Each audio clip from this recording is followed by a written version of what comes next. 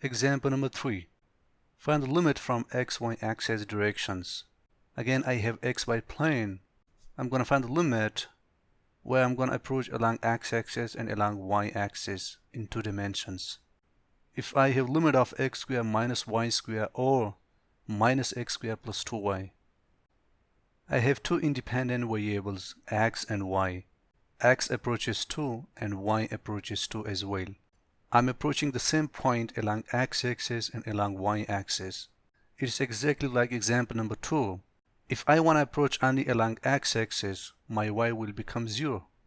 Just directly put y equals to 0 if you are approaching along x-axis. So I can write that the limit of x square minus 0 or minus x square plus 0 when x approaches 2. I'm approaching only along x-axis. I'm going to play only with the x. The rest of the y variables will directly become 0. As we saw in the last example, that when you are approaching from one direction, like from x-axis, x approaches 2 because look, x approaches 2 here. Your y will be automatically 0. You have to opt in only for the x variables when you are approaching along x-axis. This is from one direction. Since x approaches 2, so therefore I'm going to put x equals to 2. Just substitute x equals to 2 here and x equals to 2 to have negative 2 square or 2 square.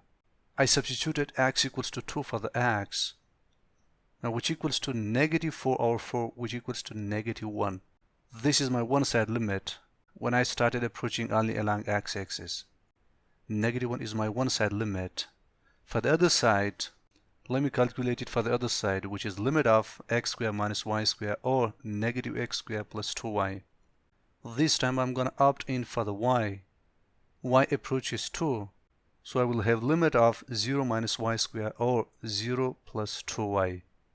Since y approaches 2, so I'm going to play only with the y variables. X will automatically become 0.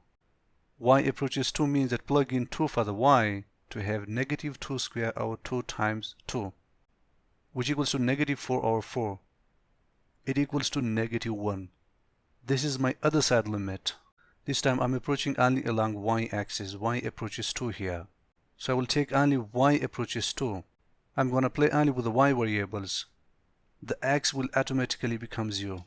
As per the definition of the multivariable function, in one or two-sided limit, one value varies and the other value becomes 0. Plug in y equals to 2.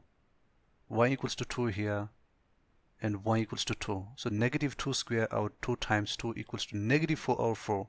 Which equals to negative 1. Since the limit from one direction equals to the limit from the another direction, hence the limit exists. I repeat it, generally it is exactly like the one-sided limit and the two-sided limit. It is exactly the same thing as we were approaching from the left side or from the right side to find the left-hand side limit and the right-hand side limit. But this time it is not restricted to the left-hand side and the right-hand side. If we come from one direction like along x-axis, and then we come from the another direction like along y-axis. If their output equals to each other, then the limit exists. If they are not equal to each other, then the limit does not exist. In such case, we have negative 1 from one direction and negative 1 from the another direction. Therefore, the limit exists.